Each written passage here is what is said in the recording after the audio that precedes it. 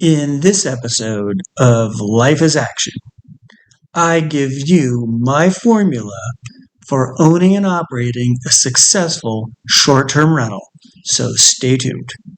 If you've ever considered owning and operating a vacation rental, something that you would see on websites like Airbnb and VRBO, I'm going to give you 5 factors to consider and a bonus one at the end. So stay tuned.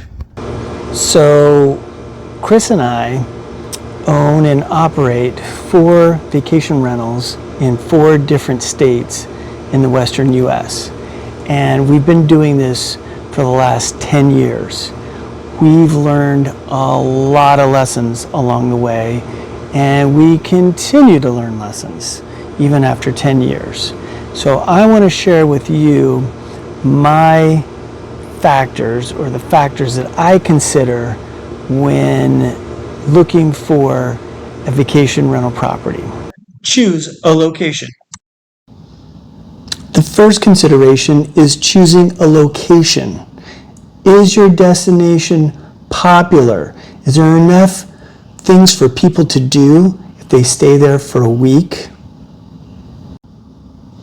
Also check the state and local laws.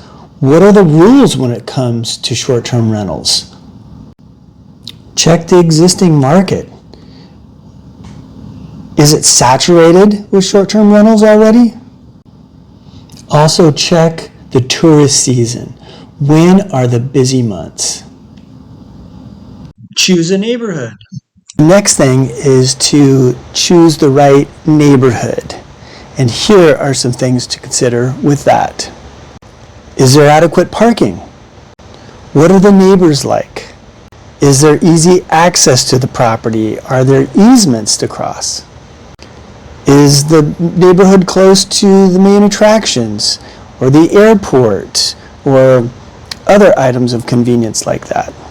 And lastly, are there stores or restaurants, grocery stores, things of that nature nearby that can support your guests' stay?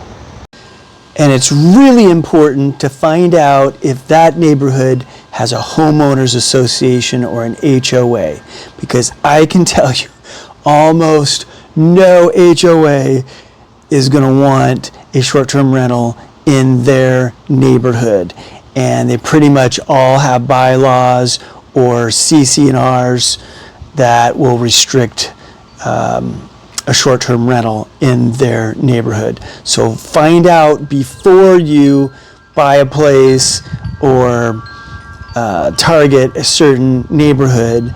Find out if they have an HOA, because if they do, you're not going to be able to run a short-term rental in there. Target number of guests. We found that single-family residences seem to work best, and our target guest number is around 10 or less. With 8 to 10 guests, it seems to be the most economical proposition for families or groups. We oftentimes have 2 or 3 families that will go in together on a booking, or a multi-generational family situation where we have grandma and grandpa, maybe 1 or 2 adult children and their grandchildren. So in order to accommodate that 8 to 10 size group, or 10 and larger, you need adequate bedrooms, bathrooms, living space, dining space, and kitchen space to accommodate that number of people. So my recommendation is minimum 3 bedrooms, preferably 4 or 3 bedrooms with a loft area or an additional sleeping space, and a minimum of 2 bathrooms, preferably 3. I think it's also very important to have adequate dining space for the number of guests that you're going to host, and a kitchen that's large enough for 2 or 3 people to function in. I also think it's very important to have separate areas where kids, teenagers, and such can hang out with or away from their parents. In many cases, the kids are staying with their cousins or what have you, and the parents are trying to visit in another part of the house. So it seems to work out really nicely when you have a separate area for kids. Adequate outdoor space is a must as well. Families or groups enjoy spending time together and visiting and barbecuing and hanging out outdoors when the weather permits. So having adequate outdoor space is extremely important as well. Additional features. If possible, offer an amenity that your competition doesn't have, like a theater room. And this property even has its own poker table. And this property has a bubbling hot tub and even a swimming pool. Can I make any money on this? Another important factor is this financially viable? Is this thing going to pencil out? You have to work in all your costs on this, including the mortgage, taxes, insurance. Are you going to manage this, or are you going to pay a property manager to manage it for you? You're going to be on the hook for the power, the water, the gas, the sewer, internet, TV. You've got to make money on these places. And there's going to be constant repairs and replacements of dishes, towels, furniture, sheets, things like that. People are hard on these places. And for the sixth factor, the bonus one, do you have the time and the skills for this? Make no mistake, this is not passive income. It takes more time than you think it will. People are hard on short-term rentals.